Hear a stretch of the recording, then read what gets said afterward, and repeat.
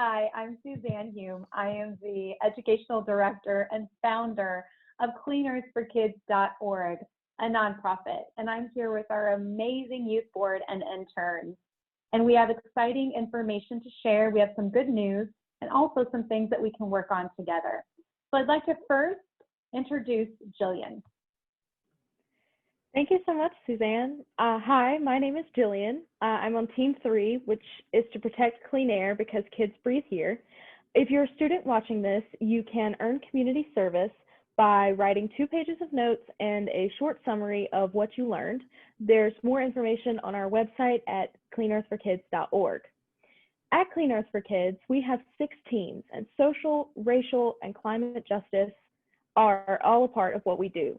Now, like I said, I'm on Team 3, which fights to protect clean air because kids breathe here. And I'm also on Team 5, which focuses on stopping pesticides and toxic chemicals because we want to keep our parks, schools, and public lands safe. Now, you can enter our contest at cleanearthforkids.org, where you can protect wildlife, public lands, clean air, clean water, and just overall make a difference. If you go to the contest pages at cleanearthforkids.org, you'll see a variety of contests like art, music, writing poetry, dance, STEM projects, infographics, presentation, and so much more. We have many K-12 contests and challenges for everyone to take a part in. If you like to write poetry, we have a contest for you. You can write poems about our air, water, land, health, animals, and our forest, or anything that interests you. We also have a contest called These Are the Hands that recognizes and honors people who are working to make life better for others. You can draw or decorate a picture of a hand with symbols, words, and pictures for what a person who inspires you has done for our environment. Also, a quick shout out to Caitlin McCoy, who is a staff attorney at Harvard University's Environmental and Energy Law program, for dedicating so much time to providing us with information that we use every day. One of our amazing artists, Judith, has drawn an image for her, a hand, that represents and describes all that she has done through her work and for us. So thank you so much, Caitlin. Now, you can also write about a person who honors social and racial justice. Some champions we recognize here are Martin Luther King Jr. and the late John Lewis, who said that we must protect clean air and stop burning fossil fuels. We also say thank you to all the environmental justice heroes and all of you that have worked so hard to protect our air, our water, and public lands. It means so much. A thank you to Earth Justice, the NRDC, the Sierra Club, the Center for Biological Diversity, the NAACP, Surfrider, Beyond Pesticides, Chemical Reality, and our NCCCA Oceana, and of course our friend Caitlin McCoy, who documents and provides so much information. And a big thank you to the New York Times, Yale, and others who create resources that serve as a database for all of our information. So another contest that we offer is one called Protect What You Love. Now this is a contest where you can do art, video clips, or write about your favorite animal or place and why we should protect it. Your art, infographics, video clips, stories, essays, and projects all help to bring awareness to why we need to protect nature, protect our clean air and clean water, our oceans, rivers, streams, wildlife, and everything else that you can imagine. We also provide petitions. So go to our website at cleanearthforkids.org to check out the many petitions that you can take part in and help make a difference. Now tonight we're going to talk about public lands and how to invest in wetlands and natural solutions and build climate resilience or resistance like other countries are doing. We must stop burning fossil fuels and invest in clean, renewable energy. We must talk to scientists and biologists who listen to the Native American and Indigenous peoples to protect our environment and fight climate change. Now, we love public lands, so thank you for joining us and proving that you do as well. I would now like to introduce Jonah, who is on Team 4. Thanks so much. My name is Jonah. I am on Team 4, working to protect clean water in our ocean streams, rivers and lakes. Under the Trump administration, there have been 100 environmental cuts or rollbacks of our protection, many of which include rollbacks for the protection of our water. And this has involved rolling back acts like the Clean Water Act, the Clean Water Rule, and the Streams Act that have protected our clean water for years and years. These rollbacks pollute our air and water and harm our ecosystems as well as people's health.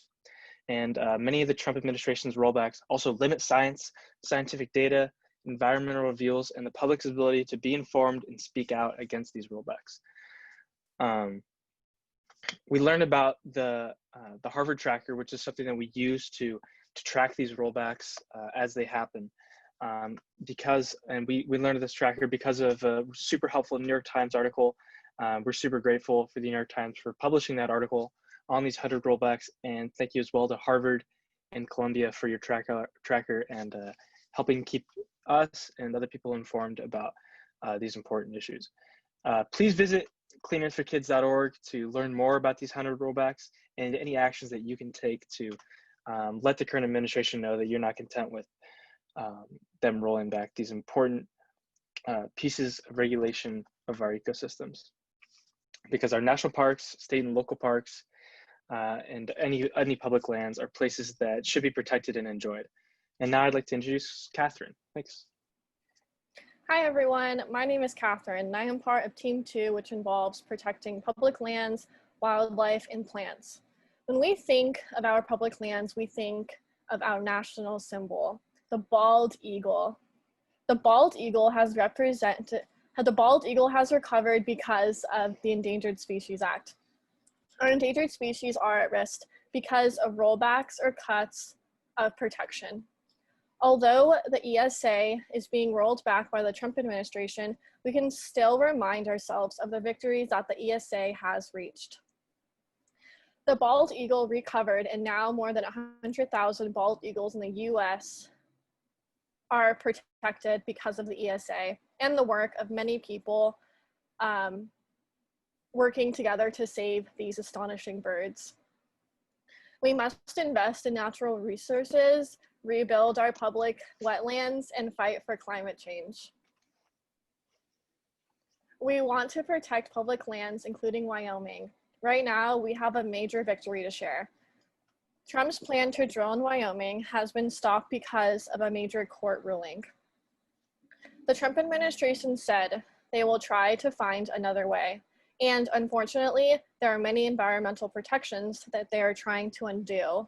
But for now, this is a victory in Wyoming. This land is home to elk, mule deer, and the greater sage grouse.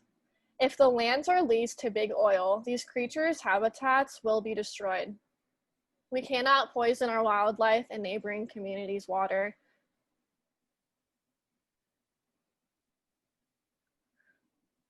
Public lands are a national treasure. They are for us to enjoy. Public lands are owned by the public. I will share with you different types of public lands. Your city and county parks are public lands. Janice, Judith, Kevin, Gabby, and Darwin, and many of us have worked to save our parks from fake grass or synthetic turf being put in. According to the NFL and doctors, there are more injuries on synthetic turf, and synthetic turf can lead to toxic chemicals, plastics, PFAS, that all harm our health and water. Did you know that nearly 40% of the United States are public lands, and they're managed by federal, state, tribal, or local governments? Our federal public lands are 640 million acres, which is about 28% of our country.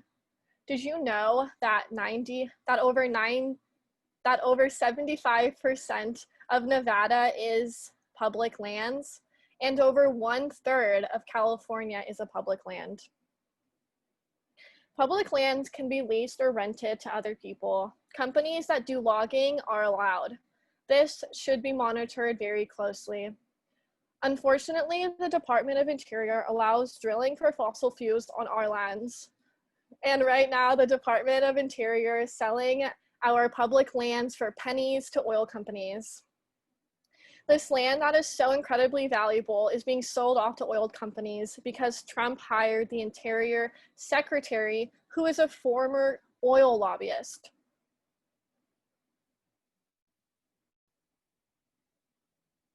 Fossil fuel companies cannot wait to get their hands on our public lands and make them private lands so they can pollute.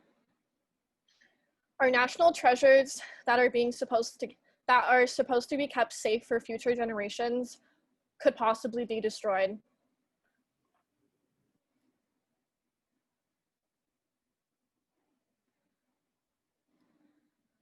There are 4 federal agencies that manage public lands. The Bureau of Land Management, or BLM, which is in charge of 245 million acres. Also, the Fish and Wildlife Service, also known as FWS, manages 95 acres of land, 760 million acres of water. There is the National Park Service, or NPS, and its 62 national parks covering 85 million acres. Lastly is the Forest Service, or FS, which looks after 193 million acres, including 154 national forests and 20 national grasslands. There are many types of public lands: national parks, preserves, forest, monuments, wildlife refuge, historic sites, conservation areas, memorials, wilderness, battlefields, recreation areas, rivers, parkways, seashores, lakeshores, and also trails. All of these are managed by the 4 agencies I mentioned to preserve them for future generations. The national park is a large area of land that protects national and historic resources. Things like hunting and mining are not allowed. Places like Yellowstone, Yosemite, Bryce Canyon, and the Everglades are national parks. A national monument is a landmark, a building or something else that has historic or scientific importance. Things like mining and drilling are not allowed in national monuments. So, on December 4th, 2017, Trump issued an order to roll back the size of the Bears Ear and Grand Staircase National Monument by 2 million acres. The Bears Ears was cut by 85% and the Grand Staircase by almost half. Bears Ears National Monument has thousands of cultural sites for several Native American tribes, like the Navajo Nation, the Hopi, and the Ute tribes, as well as the Zuni Pueblos. The Grand Staircase National Monument has fossils not found anywhere else in the world. Scientists come from all over the world to study these particular sites, looking for undiscovered dinosaur species. Within hours of Trump's order, 5 Native American tribes filed a lawsuit along with NRDC, the Southern Utah Wilderness Alliance, and other groups represented by Earth Justice.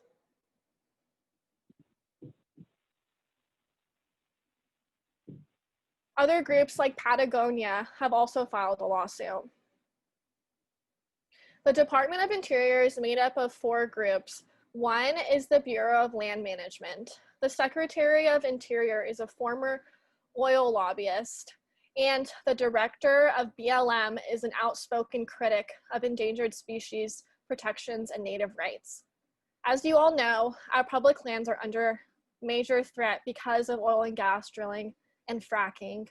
In fact, under the Trump administration, 9 million acres in counting of our public lands have been sold off to oil and gas companies. Now I would like to talk about threats to our public lands. Public lands need protection. We need rules and regulations. The Trump administration has been rolling back and cutting regulations to ramp up drilling in our national forest. Did you know that last year the US Forest Service proposed updating, clarifying, and streamlining regulations that could change how the agencies handle oil and gas, leasing across almost 200 million acres of our national forest and grasslands? The main intent of these changes would be to decrease regulatory restrictions and to promote oil and gas production by allowing industries to produce more quickly. It is very clear that the oil and gas industry wants faster permits, which ignores the public's concerns. We need to invest in renewable energy, not fossil fuels. But instead, they are trying to put two agencies together and cut the environmental review process. This cut would eliminate the Forest Service's ability to control what happens on the lands that the Forest Service is supposed to manage. Also, if the Trump administration gets its way, the public will be removed from the process entirely. Each agency has its own roles and responsibilities that are set by Congress and by law. These regulations cannot be changed. We cannot have oil logging, mining be the priorities of national forests and grasslands. The largest national forest, Alaska's tallgrass, is the hemisphere's largest coastal temperate rainforest. The Forest Service has targeted it for new logging projects. This is our public land. The people Trump has appointed to be in charge of our public lands are trying to speed up development, drilling, and mining to change the entire foundation of the Forest Service. In fact, the Trump administration changed the logo on the hats of people working on our public lands to have pictures of oil drilling on their hats. That's almost a joke. We cannot allow changes to the focus of the Forest Service. Their goal is not to produce products and services, but to destroy fragile ecosystems. We must protect our national forests, national parks, and our public lands. Keep wilderness areas that are protected from development. Thank you, Catherine. So many of those rollbacks involve the drilling of fossil fuels, so let's all rally together to keep it in the ground for clean air, clean water, and a livable future. So we need natural solutions such as restoring wetlands and stopping fossil fuels. Protecting public lands means putting people to work in forest management. And hello again, I am Jillian with teams 3 and 5, which work with clean air and stopping toxic chemicals and pesticides respectively. So on my teams, we are very concerned about public land being sold off to oil and gas companies for drilling and fracking. And now we see the Trump administration is trying to allow new coal leases on public lands. So, you know, I work with Team 3, which protects clean air. And speaking of clean air and our public lands, the amount of pollution that is in our air right now is truly tragic. Air pollution is affecting up to 90% of our national parks. And this blocks how far we're actually able to see in the national parks. The distance that people can see right now is shorter than 50 miles. Our national parks should be free of air pollution and should be there for everyone to enjoy. Now, in the past, a regulation or a rule has allowed us to protect ourselves as well as the environment and the atmosphere. This rule was called the Hayes Rule. It's part of the Clean Air Act. The purpose of this rule is to protect clean air and reduce air pollution, along with improving our visibility or how far we can see in our national parks. But the Trump administration has rolled back this rule. Now, without the Hayes Rule, tons of toxic sulfur dioxide and nitrogen dioxide, or SO2 and NO2, will be scattered all throughout our air by burning fossil fuels like oil, gas, and coal.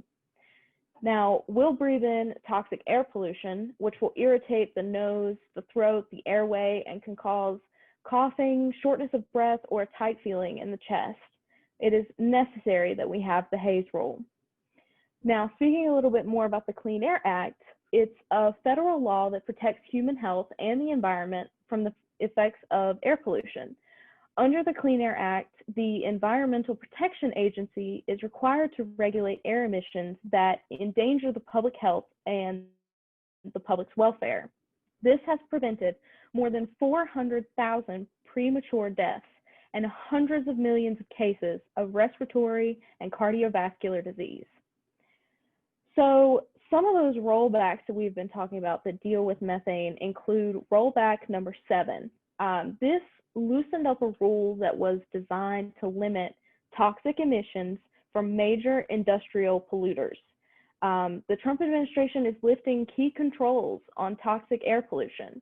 This means our health is in danger because no one's going to be able to control what is released into the atmosphere. Now, the Trump administration is also rolling back protections of our air, our water, and public lands, which allows major polluters to put even more pollution in the environment. And this particular rollback, number 7, is making it worse. However, I do want to talk about the Clean Power Plan, which reduces carbon pollution from power plants and is taking real action towards climate change. Under this plan, states would have flexibility in how they lower pollution. So that means they could lessen carbon, lessen air pollution, and overall improve public health and the environment. Unfortunately, the Trump administration is planning to replace this rule with ACE, or Affordable Clean Energy. This new rule, it fails to protect Americans from the increasing cost of climate change and does nothing to support clean energy. It's a terrible replacement that includes no real limits on climate pollution, and it could lead to an actual increase in pollution produced that harms our health. ACE leaves you unprotected from dangerous pollution and is increasing the climate crisis. So we demand that Congress stand against this attack. Now, the reason this climate pollution is so bad is because of mercury. Mercury is a neurotoxin that hurts children's brains, and we have to start burning coal now because that is where mercury comes from. Unfortunately, the 100 rollbacks that Jonah has discussed and I've talked about, there are many cuts of protections for air and water, which means more opportunity for mercury to be released. Now, another rollback that we should talk about is rollback number 38. Now, this lifted a freeze on coal leases on public land. Now, thankfully, a judge has ruled that the Interior Department cannot begin selling new leases without completing an environmental review. But in February, the Trump administration's Interior Department published a false and flawed assessment saying that restarting federal coal leasing would have very little impact on the environment. Now, the data from their own agency says that coal mining fouls the air, pollutes streams, and destroys wildlife habitat on public lands. They also said that the past estimates found more than 1/10 of all U.S. greenhouse gas emissions, which is the pollution which drives up climate change, comes from federal coal. Everyone loses with coal. It poisons the air, the water, the land, and it is simply a bad investment. Now, another office, the Internal Interior Department, as well as independent governmental agency or accountability offices, audits, have shown that the leasing system that we have in place right now is bad for the taxpayers. But the Trump administration, which gives subsidies or our taxpayer money to allow coal, hasn't found. The mining and burning of coal from public lands creates hazardous air quality and emissions of nitrogen oxides, sulfur dioxides, particulate matter, and mercury. Many organizations, from scientists to moms, have called out to end coal, protect our air, and reduce the greenhouse emissions that accelerate climate change. Now, another important subsection of these rollbacks are the ones that deal with restrictions on methane. Now, there was a rule that required oil and gas companies to report their methane emissions. And there was another rule that required companies to fix known methane leaks, and they have unfortunately been rolled back. Now, why is this bad? Well, methane is the second most potent greenhouse gas and is known to be over 86 times worse than carbon dioxide over a 20-year period. It is also directly related to the climate crisis. The worst part is that US and Canadian oil and gas companies are a large part of the problem. In fact, the US oil and gas companies alone leak 13 million metric tons of methane every year. To help protect our communities, we must require methane reporting and companies to fix known methane leaks. Another important rollback is one regarding a rule that limited methane emissions on public lands from fracking processes like venting, flaring, and of course, drilling. Now, to recap, venting is the process of releasing unburned gases into the atmosphere in order to keep a work site safe. Flaring is the process of combusting gas or burning unwanted gas. Drilling takes on a number of meanings, but one of the most familiar in the context of this panel, which I know we've discussed before, is fracking. So now more methane is released in the atmosphere on land we consider national treasures. Now, Catherine and Jonah, can you please tell us about another national treasure, the Arctic Wildlife Refuge? Sure, thanks, Julian.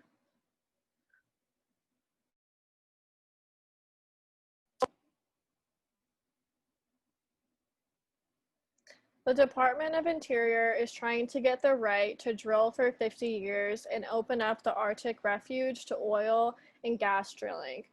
We must send letters to the Department of Interior to save the Arctic Refuge. You can sign a petition that is on our website at cleanearthforkids.org, and I'll also put it in the chat. The Arctic National Wildlife Refuge is a national treasure. It is the largest national wildlife refuge in our country. It provides 19.3 million acres of pristine habitat to polar bears, grizzly bears, wolves, moose, caribou, bald eagles, and over 200 species of birds who go to their summer's breeding grounds before migrating to parts of all 50 states each fall. The porcupine caribou migrate to the refuge as a calving ground to raise their young.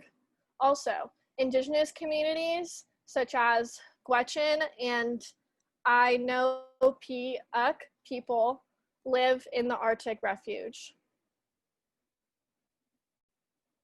Drilling in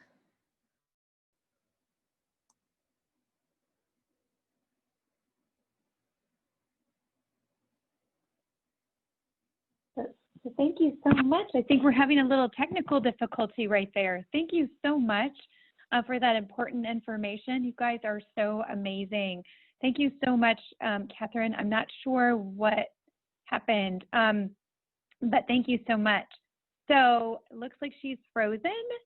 Or... Oh, I'm sorry. I can pick up where I left off. Okay, So, that'd be great. Sorry, my screen is acting up. Okay. So the Arctic Refuge will cause irreversible damage because it is a fragile Arctic ecosystem that is very precise. And the Department of Interior is turning the Arctic Refuge into a poisonous place of fossil fuels, and this should not be happening. The fossil fuel industry has lobbied and worked to get more drilling on our public lands for years. We can't have oil lobbyists in charge of our public lands. This is what is happening. This is what is happening right now under the Trump administration. I would now like to introduce Jonah. Hi there. Thanks so much, Catherine, for that, that overview and introduction as to what's happening in the Arctic. I wanted to continue a little bit. You know, as we've seen, that the Trump administration has consistently chosen to prioritize the expansion of fossil fuels over environmental safety and ecological beauty. And this is no secret, as his intention to prioritize these fossil fuels is made clear in who he's put into prominent cabinet positions, people in power in his administration. For example, the head of his Department of the Interior is a former a lobbyist for fossil fuel companies named David Bernhardt. He's played a lot of major roles in some of the rollbacks that we've already talked about, and as well as some of the ones that I'm going to talk about right now in regards to the Arctic. We can't rely on former oil lobbyists to make decisions on fossil fuel production that reflect public wishes and our goals for environmental safety and regulation. So recently, as Catherine mentioned, the Department of the Interior, led by the fuel lobbyists, has attempted to further expand fossil fuel drilling in the Arctic National Wildlife Refuge, which brings me to rollback number 29, which lifts a ban on drilling in this area, which is a key habitat for many species, such as polar bears, grizzly bears, black bears, dozens of species of migratory birds, reindeer, wolverine, and moose. Opening up this area to drilling poses huge risks to these species, many of which are already endangered because of habitat loss. Oil companies have been trying to drill in these areas for a really long time, but it's a place with such tremendous biological value and home to so many important species. And this rollback shows that the Trump administration has chosen to side with oil companies rather than with animals and the people who live in these areas, despite the fact that oil companies have consistently shown that their practices aren't safe enough to trust them, and they haven't taken the necessary steps to prevent oil spills. To shift gears a little bit, this week is United Nations Climate Week, and today is California Climate Action Day. It's a little bit of an overlap of two important movements from these organizations to promote climate action. We've had some terrible historic wildfires across the western United States in the past few weeks, and this is because of drought and dry land and hot wind, which can contribute to these wildfires. This is just another example of the fact that climate change is here now. It's not something that's going to happen later on. It's happening now. And in California, when our trees are holding approximately 40% less water than they used to, and the combination of that with rising temperatures and hot air that dries out these trees, and then also weather patterns that are changing due to climate change, it's a huge concern. It's like a perfect storm of all these factors coming together to create these horrible wildfires. We have to act on climate now. In California, we have 4 weeks fewer every year that have ice packs on the mountains. The snow melts into water, so less snow melt is less water, and that's water that we could be using to have wetter ecosystems that could prevent these fires. Today, during Climate Action Day in California, international speakers from all over the world shared examples of what they're doing in their countries to act on climate and invest in nature for a cleaner, safer, and healthier world. In California, many people have lost their homes, and many have also lost their lives. The air pollution from the smoke from these fires has spread to many other states. Because of these climate losses with our wildfires in California, we've lost over $500 billion. And these wildfires are driven by climate change. Seeing all these problems present in the world that have direct roots in climate change, it makes it really unfortunate that we have a president who has refused to take action alongside the global community in combating climate change. And an example of this is when Trump pulled us out of the Paris Climate Agreement in 2016. And this is rollback number 20, by the way. And the Paris Climate Agreement was an ambitious effort among leaders of many, many countries to fight climate change. And the goal was to keep the global temperature rise during this century below 2 degrees Celsius. However, the UN's current projections say that this number is likely going to be closer to 3.2 degrees Celsius, which would just be absolutely devastating, as we've already seen the the effects of global warming. And as that goes up, more severe weather events, hotter temperatures will cause even more damage. And the fact that Trump has taken us out of this accord is just something that's deeply, deeply disturbing and troubling. And we deserve better as people and as Americans. Instead of pulling out of the global community, we should invest in nature-based solutions, cutting carbon dioxide, protecting vulnerable communities, and prioritizing the efforts that they've made to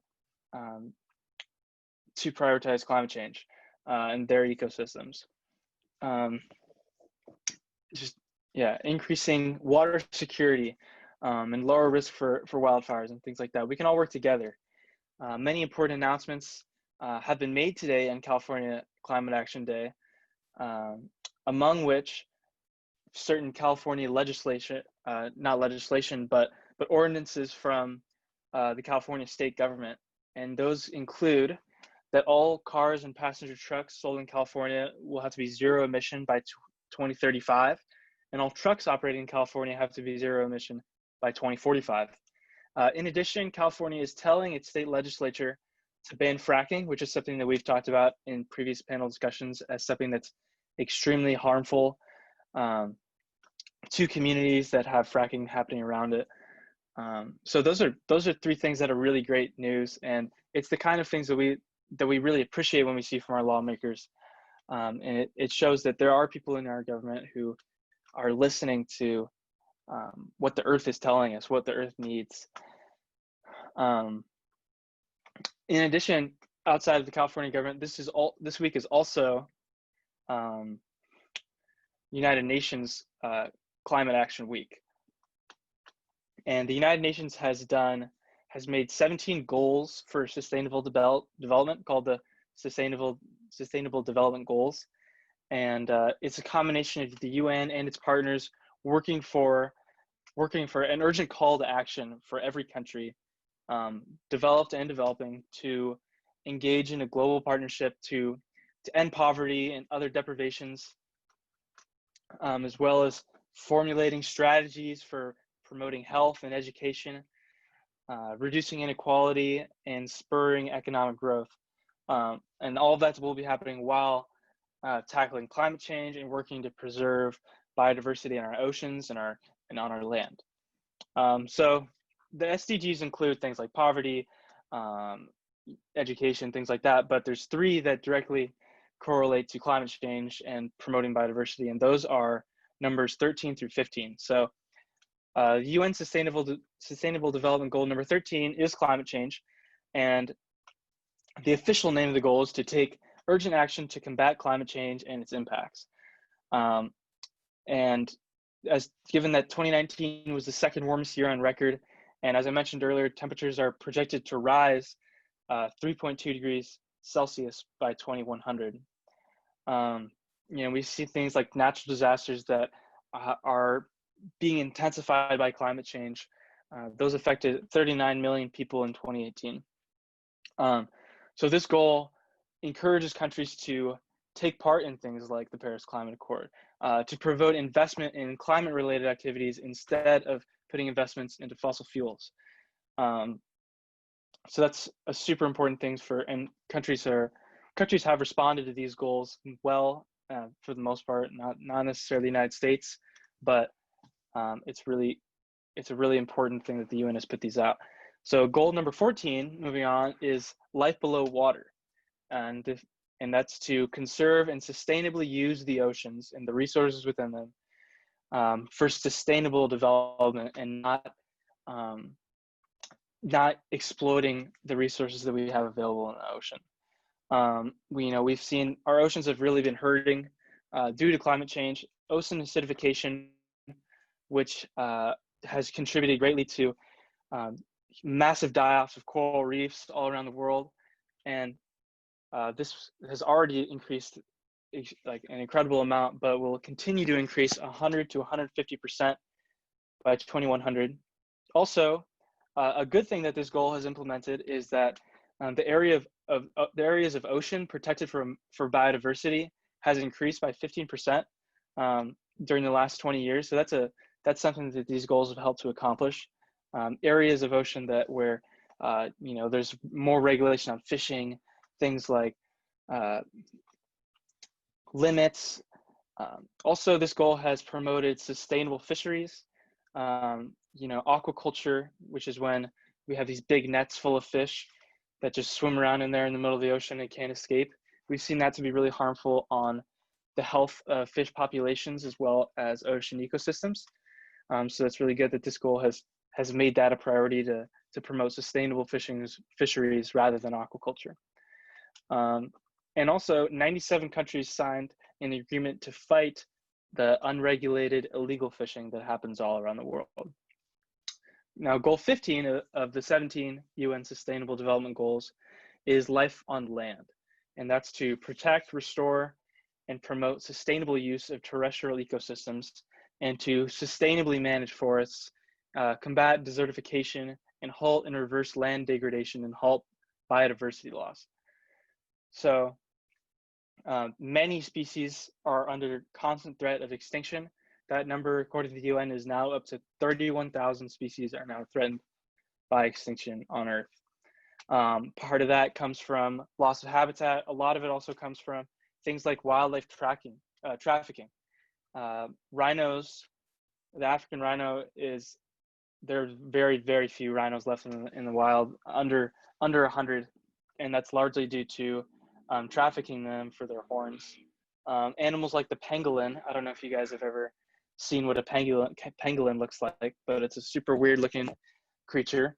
And the UN estimates that 37,000 pangolins were trafficked this year for their scales. Deforestation also is a huge cause for a loss of biodiversity and habitat loss for many animals. That number is up to 10 million hectares per year. Degradation, which is when poor agricultural practices cause soil to be harmed, and then plants can't grow and can't provide animals with habitat anymore. That number is 2 billion hectares. So the UN has set this goal to promote the preservation of biodiversity on Earth. However, and many countries have set goals to try to achieve that. However, only a third of these countries are on track to meet the policy goals that they set out for prioritizing policy and biodiversity in their country, which is really unfortunate to see. Moving on a little bit, it's also really important to invest in our water, because then, we've talked about how things like lead in our water pipes can cause major health problems. So investing in our clean water can help health costs in our country to go down. Healthy mountains and forests, healthy soil can mean that we have more of a healthy watershed coming down from the mountains, and provide safe drinking water to millions and millions of people. The speakers that we heard from today talked about climate solutions, such as wetland restoration to filter our air and water, healthy soils, protecting pollinators, and restore and preserve biodiversity. In Los Angeles, things like wildlife corridors can resist fires.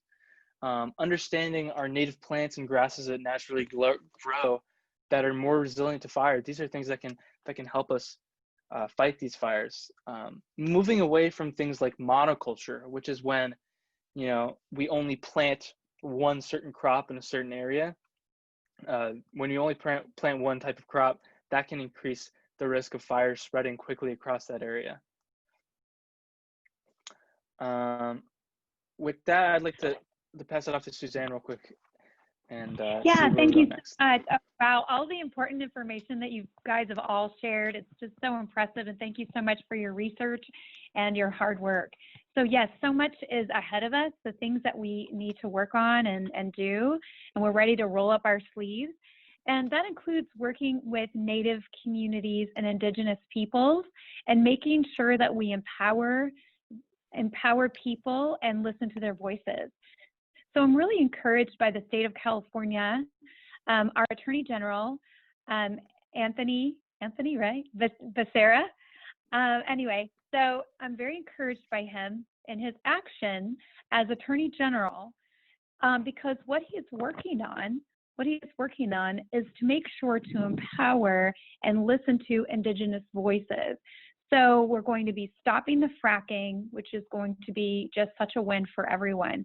So we have other rollbacks that we'll be talking about in the coming weeks, and hopefully we can have more wins and more victories. Was so encouraging. Thank you, Catherine, for sharing that good news about Wyoming. That is just absolutely incredible. So as we work together to do this, I have a great and exciting announcement. So one of our interns, Connor, is going to be starting an Indigenous youth coalition as a part of our Cleaners for Kids Social Justice Commission. Really exciting. So Connor has been working with Indigenous communities. He is a native Hawaiian himself for years. And so our podcast will begin soon. So that podcast, in the podcast, he will be interviewing different youth and others that are currently on the front lines of what is happening. And so I'm so excited to be able to hear more Native voices. Of course, we've always supported Native Voices of Lakota Law. He worked really hard with Standing Rock and Keystone XL. So this Sunday, there is an opportunity to join Bold, Nebraska and Indigenous Voices and learn more about how we can participate in stopping the Keystone XL pipeline, which brings dangerous, horrible tar sands from Canada through our country. And it's bad all the way around and would be crossing waterways. So next week, Monday, Tuesday, Wednesday, we have the opportunity to join different states, to join those conversations and to try to help stop this pipeline. So if you're interested in that, please let me know. Sunday, our time, I think it's 3 p.m. So thank you guys so much for being here and all that you do. So excited to hear all the great information. I have to say that tonight we had a few technical difficulties, and unfortunately Hannah, who had done so much work on Bear's Ears, was unable to present her information. However, I'll be meeting with her this weekend, and we can tape some of the rollbacks and the things that she's working on, as well as meet with you guys so that we can make sure to have materials available on our YouTube channel. So that's really exciting. And again, as Jillian said, when you've got ideas, for contests and want to participate and do these things or work with youth, help us, we would just really appreciate that. So thank you so much. So before I sign off, again, I'd like to thank you all. And then also, again, shout out to Janice, who is still at her track practice and it also prepped for tonight. And thank you to Judith for her art, who also prepped for tonight. So, and all of the others that have sent in important information. So excellent job to Jonah, Catherine, and Jillian. Wow, so incredibly impressive. I love to hear these voices, and I'm so excited about your future. I know that you'll be making important changes that we're so excited to have happen. Oh, and also shout out to all the rest of our interns, of course, and John Williams as well, who've done some work, and so many others. So thank you guys all for that. And continue to let your friends know they can apply for internships with us. I'm about 60 or more deep that I still need to go through. We have a very, very tight process. So anyone that you see, any intern that you see, has gone through hours of interviews and screening to make sure that they are an excellent fit for working with youth and that they are committed to a bright future. And can really step up with leadership. So we invite all to participate with us. Whether someone has a disability or other challenges, that's never a problem for us. We work with people. We just find the people that really have the hearts that are shining brightly, and we know are going to make a difference in the world. So thank you guys so much.